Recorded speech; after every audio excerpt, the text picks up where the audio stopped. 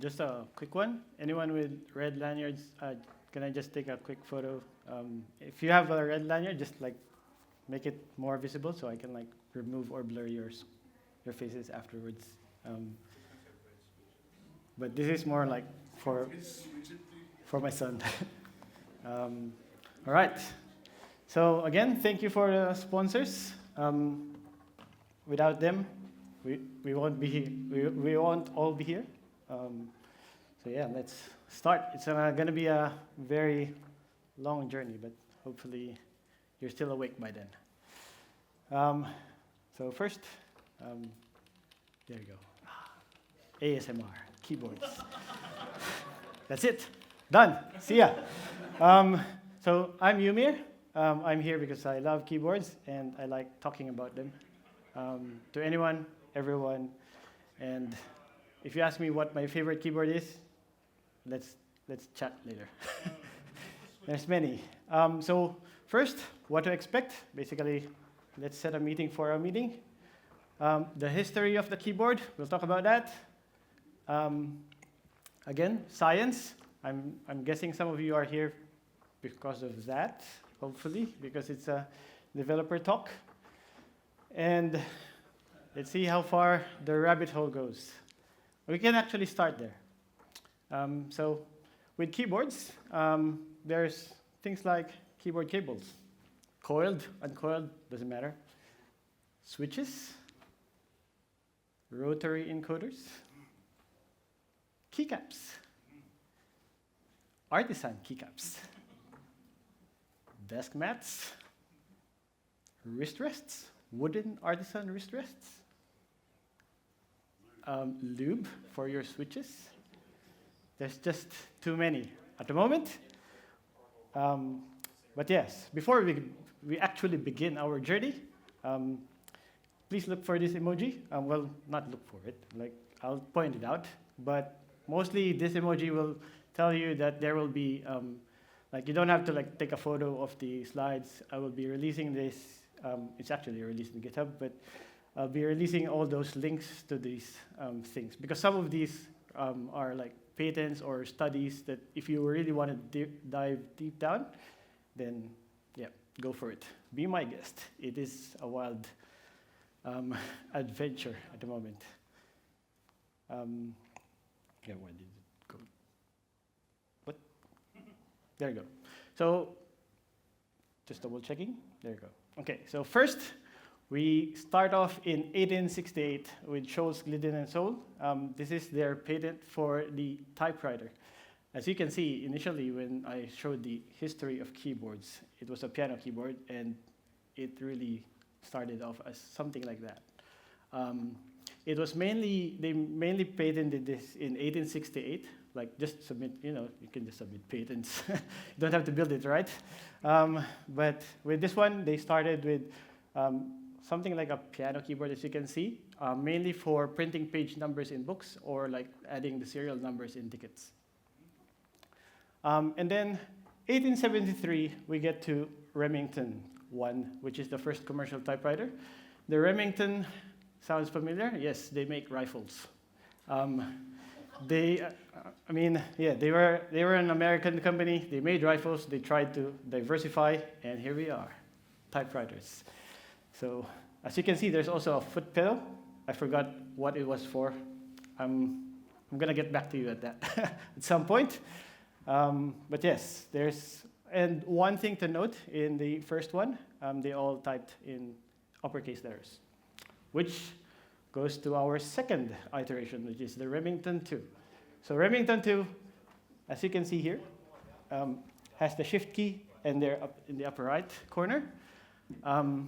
Anyone know what the shift key is for in the typewriter?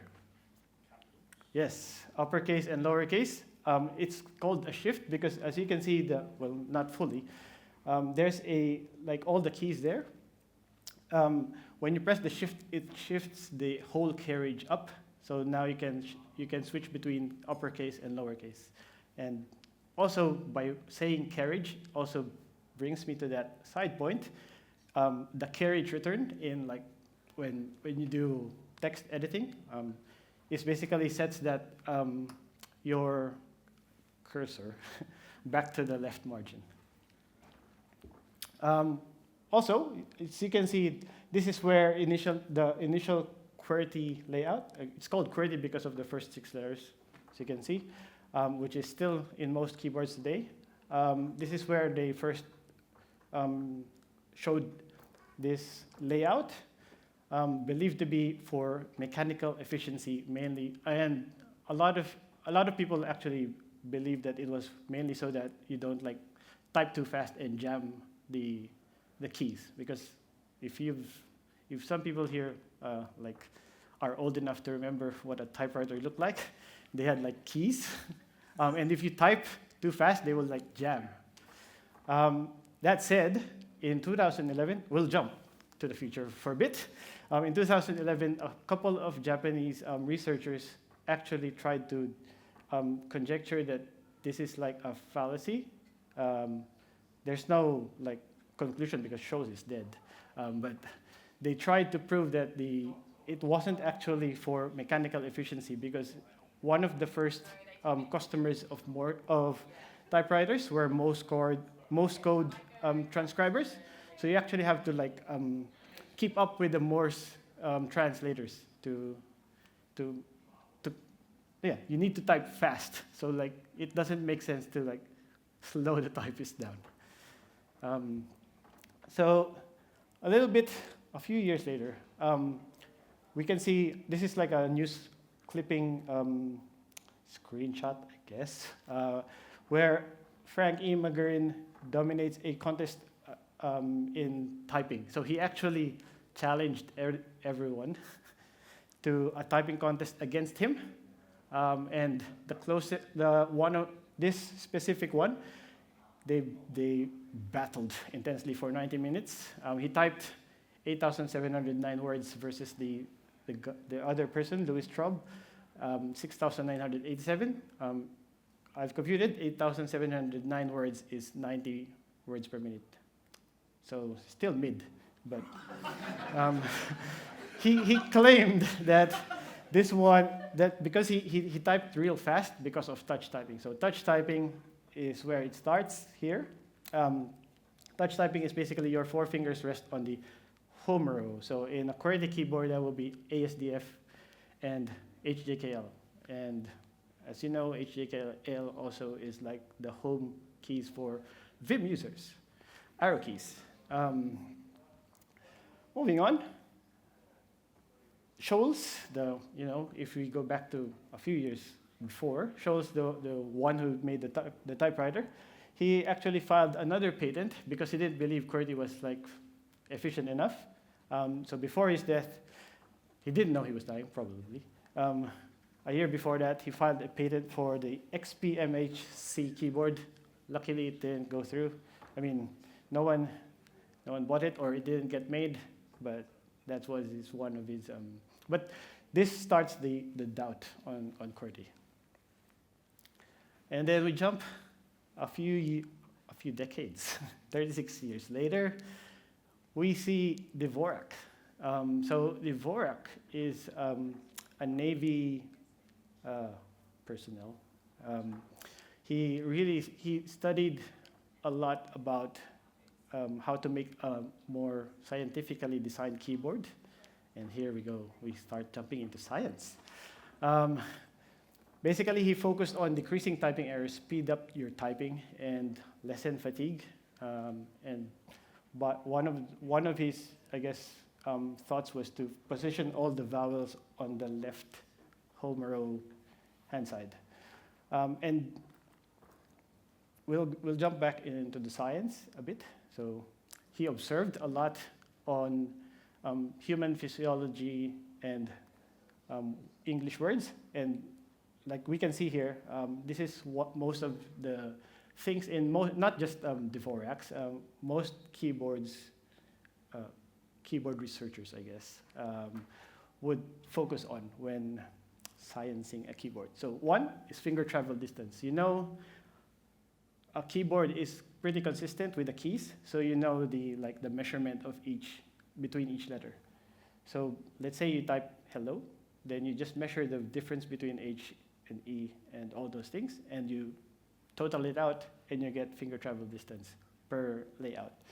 Same with hand alternation. DVORAK wanted to focus on hand alternation so you don't get tired of one hand. So he basically you type words that would alternate between your hands. Finger repetition, same thing, because of your home. If you do touch typing, most of your fingers are aligned to a column. So finger repetition means you don't get to use your pinky or your ring finger twice in a row for certain words. Again, home row usage, more on the touch typing thing. And then simulations, letter frequencies, and bigrams. One thing to note, DVORAK and even QWERTY basically used the English language as their basis. So really most of it are on the English, based on the English language.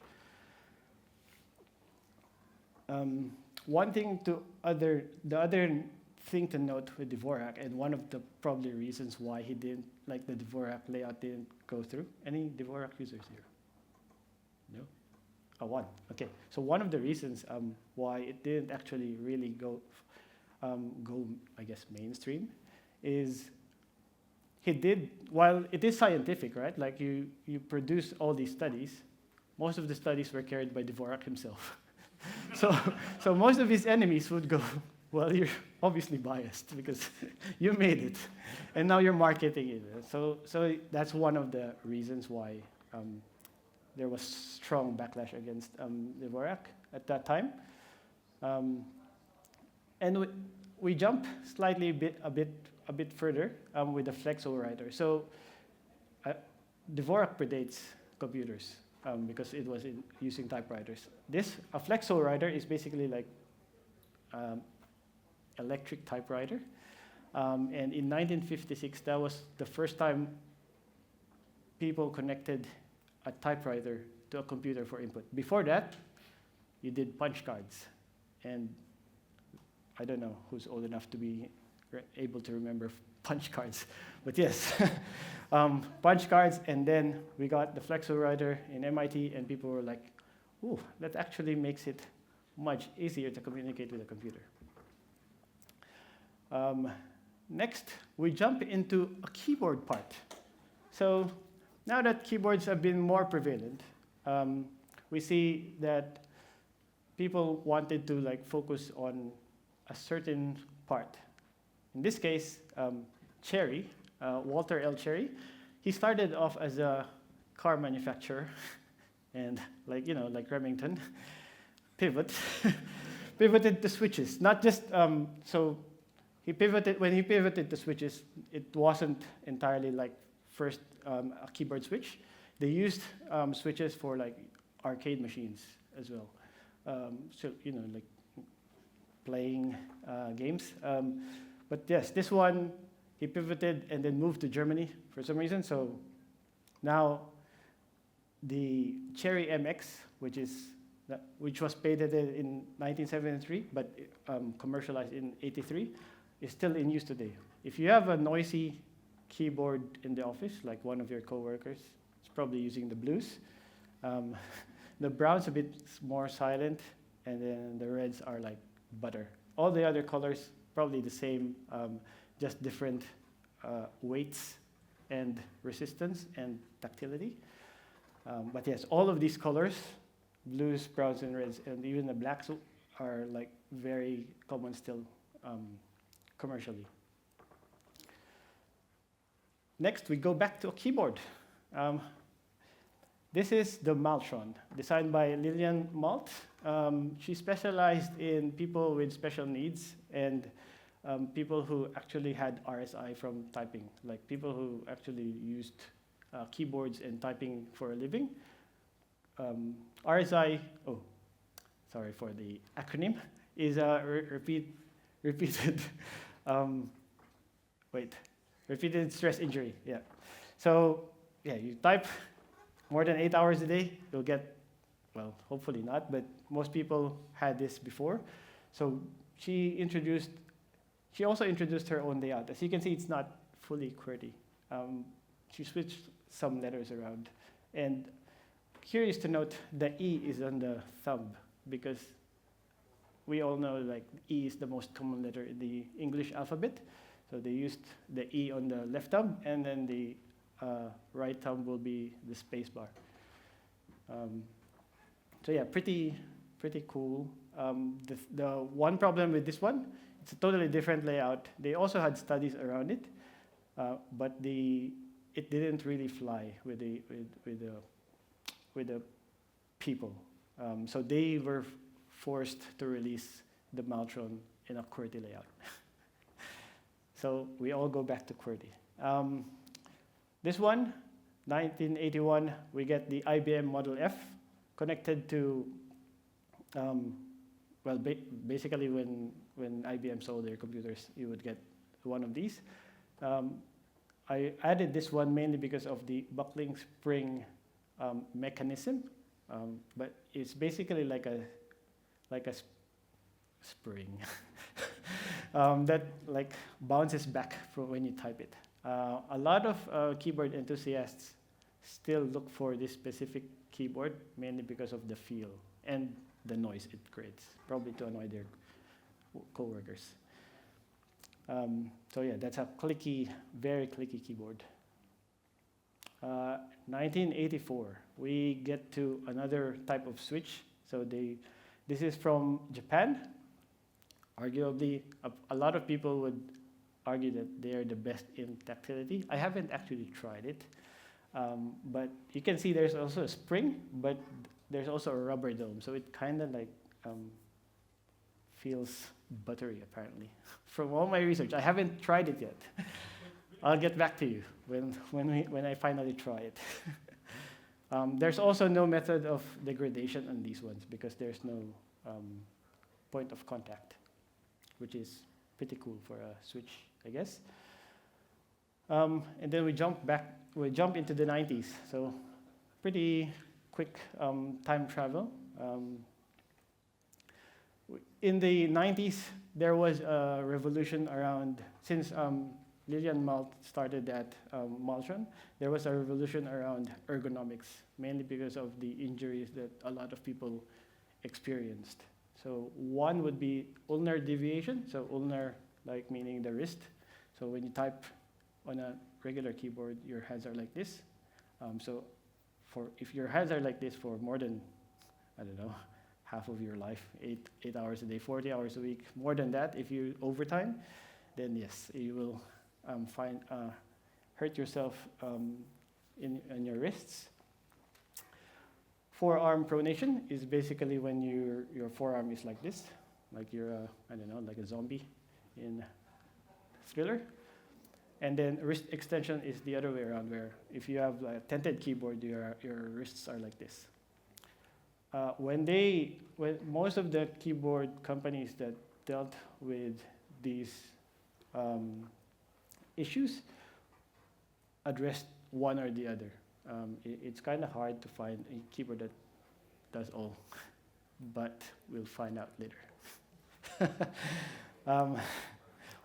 I mean, one example, one thing to fix ulnar deviation, you want to like separate your hands, meaning you want a split keyboard, so like this. Forearm and wrist extension are fixed by either a wrist rest or like tenting your keyboard like this. So we'll see that possibly later. So 1992, Kinesis, which is I think US company, modeled the Model 100 based off the Maltron. As you can see, it also has a thumb cluster. Also using QWERTY, they tried to capture the ergonomics market, but they mostly captured the enthusiast and the pro typer markets. Typist, sorry.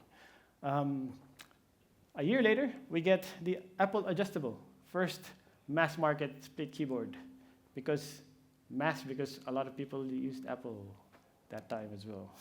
So this splits up to that, like adjustable, sort of. So pretty cool. And it also has the wrist rest, as you can see. So trying to address all those injuries. and then we get, this one as well is a bit short-lived because not many liked the splitting. And then we get to the 1994 Microsoft Natural. As you can see, some of them are still alive and working. There's a Minions toy there, so it's pretty modern. But yeah, it is also split, and yeah, also has the tenting, so to prevent that forearm pronation as well. But yes, this was commercially massive at that time. So 3 consecutive years of new split keyboards, ergonomics, which comes to like studies. This is where more on the scientific side, where they actually made studies on these keyboards. As you can see, the Apple and the Microsoft were there as well. So this specific study, again, there's a emoji there. I'll link to that specific study, like the PDF for it. Basically, they tried to study the effects on actual people, 80 people who already had symptoms of RSI. So small sample. That's the thing. But basically, we used those 4 keyboards. Their conclusion was there was some pain reduction, and most of the people were happy with the MS Natural, the Microsoft Natural. Next one, since we were just 1999, now we're in year 2000, Y2K bug. 2002, we get this one. This study was based off the 99 study, but this one they made a custom keyboard, split keyboard, so that, and then they gave it to like 37 subjects. The 37 subjects, again, small sample size. That's the issue with some of these studies. 37 subjects were healthy office workers in one specific office. But the good, well, not, I guess it's good. The good thing about this one is that 36 of those 37 wanted to keep the keyboard because they felt like it was more comfortable. Now we jump back to layouts. So layout wars, QWERTY, DVORAK, and in 2006, COLEMAK emerges. COLEMAK comes from Coleman, which was the last name of the one who made this, but he, tongue-in-cheek, tried to copy DVORAK, so he just like went COLEMAK. He argued that with DVORAK, there's too many letters that changed, so it's way harder to study, especially if you're coming from QWERTY. So COLEMAK only switched 17 letters, so it's more than half. But you can see the heat maps here. With the QWERTY one, most are on the left hand. With the DVORAK now, you can see that it's more focused on your home row. Still a lot on the E and on the right side. With COLEMAK, it's a bit slightly more even. So those are their science. Again, they used letter frequencies, bigrams. Bigrams is basically like 2 letters. So the most common bigram is the TH, like the, there, then. And the second most common is the HE bigram, which is the, again, the, then, theirs. Another thing with COLEMAK, it's supposed to be easier to learn because it kept the most common letters you use in computers. Anyone guess which one of those? No? It's the bottom row, ZXCV, because Control C, Control V, Control X, and Control Z. Copy paste basically. That's one of the reasons COLEMAK was supposed to be easier to learn. Next, another layout war. Workman was not really happy with the HE bigram with COLEMAK. So he tried to rethink this one. Workman comes from O.J. Buka was the one who made Workman, but he basically named it Workman to honor people who type on a keyboard for a living. A bit outdated, should be work people, but it was 2010, so we'll give him that. The good thing that Workman did was that when he did the word letter frequencies, he simulated it with books from Project Gutenberg. So like you just dump the whole book and then like compare all the layouts. So he compared QWERTY, DVORAK, all the things that existed by then. Pretty cool. And most of those simulations, Workman came out on top with a very low finger travel. So he focused on the finger travel. You can see the finger travel in the Workman website, simulations. And this is also from the Workman website. Again, heat maps, kind of different colored. But as you can see with the Workman, really the focus is on the home row. So very little finger travel there. COLEMAK has some little light blues at the top. And we go to the keyboard layout analyzer. This is a tool. I have linked it. So if you want to try a different layout, there are others. I'm personally using COLEMAK DH. This was released in 2014, so after Workman, also addressing the HE bigram. So by switching the letters D and H in the COLEMAK, in the COLEMAK layout. So if you knew COLEMAK and were also annoyed with the HE bigram, very specific annoyance, by the way, you can just switch to COLEMAK DH and swap the two letters and you're good. As you can see as well, total distance, again, finger travel, and home row usage is very high on almost all of them, except QWERTY. I'm not trashing on QWERTY, but the science shows it. Total score also in this specific analyzer. There are other analyzers who try to change the scoring algorithm, but this one is pretty simple. So 1/3 distance, 1/3 finger usage, and then 1/3 switching hands, alternating hands. Again, you can use all these in simulations. So if you want to make your own layout, you can as well. And also for different languages. So yeah, this one I tried using Mary Shelley's Frankenstein for Project Gutenberg as well.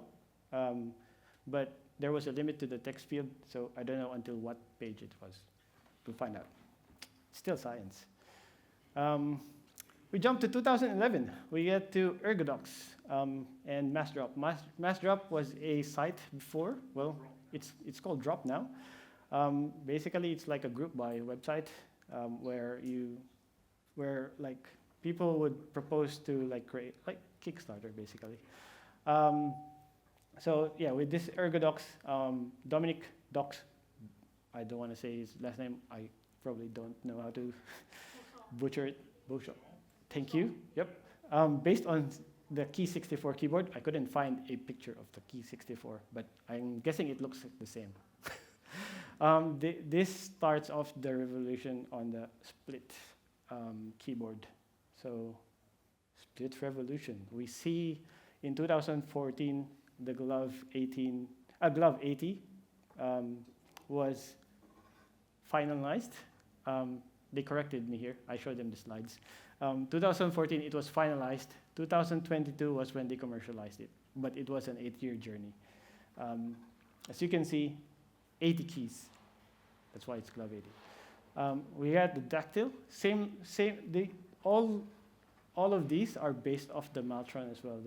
You can see the concave build because like to them your hands should be like neutral. So your neutral position would be like this instead of like this or like this, right? So that's why it's like, because your fingers don't have the same length. That's why it's like concave and also staggered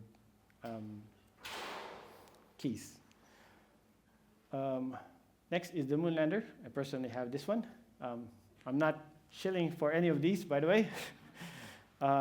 This is more for like enlightenment and your options. Again, this is a rabbit hole here. In 2020, we got the moon lander. They also, almost all of these also address tenting in a different way. So the moon lander has an adjustable thumb cluster, and then a tent, and also like a foldable wrist rest. So I have it here. If you want to see or try, I'll share it later. So next, we jump back to switches. This looks like a cherry. The cool thing about the wooting,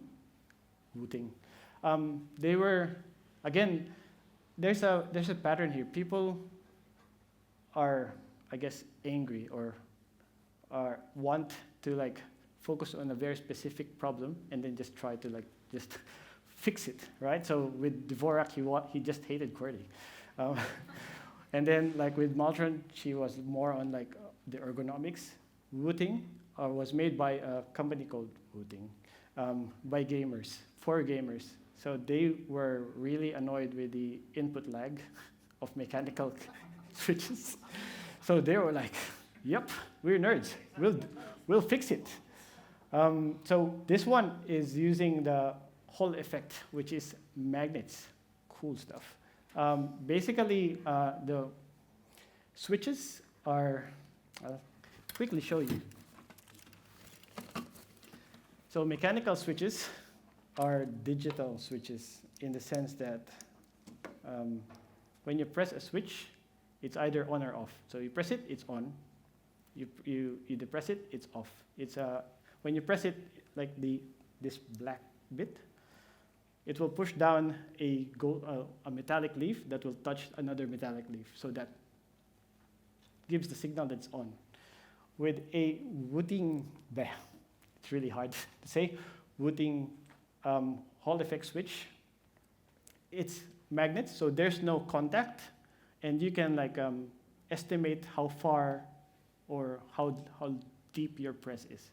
So it's like a gas pedal. So like when it's, I guess, more effective in gaming, mainly because like if you don't press it hard enough, then you're like walking or like slow, and then if you press it hard enough, you're running or going fast. So like driving games or whatever. But cool innovation. And then we get back to, since now we're in the modern times, we now get back to, again, people trying to fix certain things. So we get the plank, which is ortholinear. As you can see, it's very grid looking. Like to them, they felt that, yeah, your finger should be like just in that grid. I don't know. It looks better. We get a base form. This was just released this Monday. This one that was made by my friend. I'm also not shilling for him, by the way.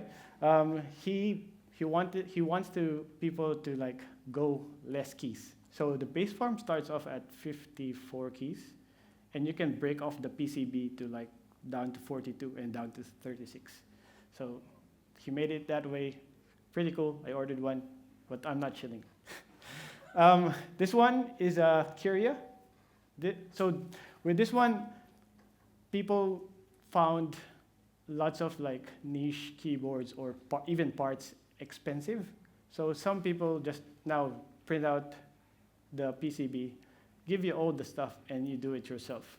So you less labor, right? So this one probably like just costs like $50, but if you order it built, probably like 90 to 200. Moonlander, the glove, they're like way more than that. This one, again, more on switches. This is you probably don't see it because it's red. This is an optical switch, so lasers now. So yeah, they're focusing on a lot of different things, really. This one is called a macro pad. Now, with keyboards, you have like the full one with the, what they call this, with the numpad, right? A lot of people released like the plank without the numpad, and then you go back to like 75%, which is without, and then the 10 keyless as well. But yeah, I don't know why you make a macro pad when you just removed it. So, and then you get the mini macro pad. Right. It's sold out. And then you also get more switch things. So this one, again, is a switch lubing setup. And there's also a different community with switches. Like some people like to make Franken switches where they swap the switches around. So like you can see there's a lot here. You can swap the stems, the actual casings, the springs, doesn't matter. The Franken switch, whatever they're trying to fix, I don't know. I also tried it, by the way, so yes, do not. And then we get to the, I guess, the aesthetics. So this is a brass keyboard, very heavy, but also very nice sounding, apparently. I don't have any. And then you have the foam, so a bit more quiet, but yeah, again, mostly on the sound side. So really there's a lot of things that could go wrong. And now you realize that their rabbit hole is actually bottomless. So just a quick timeline recap of our journey, so you can see like the progression. So first, again, 1868, we get the typewriter. They commercialize it. 60 years later, we get the DVORAK, who tries to change QWERTY. And then maybe 30 more years later, you get Cherry and Topper patenting their switches. 1980, you get to the ergonomic side. Same with the Apple Kinesis and the Microsoft one. They're still in production, by the way. So if you want to try without a full split, you can do that. And then, yep, the layout wars, we get the COLEMAK, and then the Workman, Work People. Ergodox, again, more on the full split innovation. And then we get the analog input. And 2020 onwards is more on, again, so many people, like a lot, I've seen newsletters of keyboards. They make keyboards every day, like different. And again, mostly focusing on a specific problem. It could be a split, it could be less keys, it could be like just, I don't know, 10 millimeter difference from a Glove 80. I don't know. They just want to fix things. And it's much more easier now because of 3D printing, cheaper costs of producing all these keyboard parts, like the springs, the PCBs. PCBs, I think, are now $5 if you like mass order them.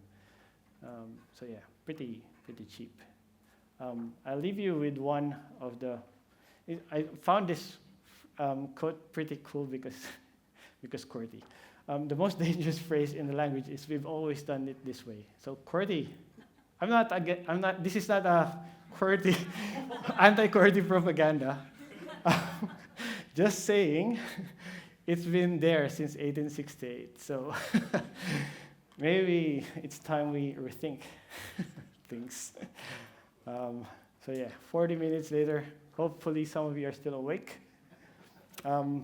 Thanks, and again, this is the QR code if you want to read all those studies, etc. If you can't see or get the QR code, I have this other one. Much larger.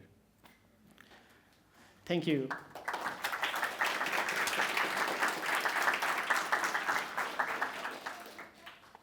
Nice meeting you. Hello. Seems I'm great at technology. Thank you, Eumir. We do have a couple of minutes to questions, so just raise your hand if you'd like to ask one. Thanks, Eumir. What's the best switch? You're really gonna ask that here. Okay. So there's no best switch, keyboard, or whatever. It's whatever works for you. Also remember, I tried to look at safe work in WA in all the states as well, and in Australia. I should have added that slide. Sorry, but I tried to look at their stuff. There's no specific keyboard or like requirement. Like they're not going with, oh, you should do split or you should do like QWERTY or COLEMAK. But the important bit is that you don't sit on your desk for 8 hours a day.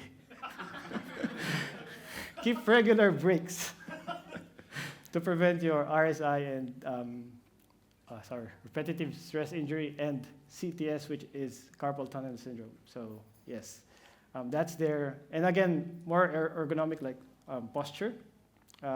Monitor, one hand, one arm length away. So yeah, and whatever feel, the switch, whatever feels. Some people like the linear, some people like clicky, but they get murdered by their coworkers. Some like the tactile. I personally like the tactile at home until my wife almost murdered me. So yeah, I have the silent tactiles. But yes, any other questions? Good question.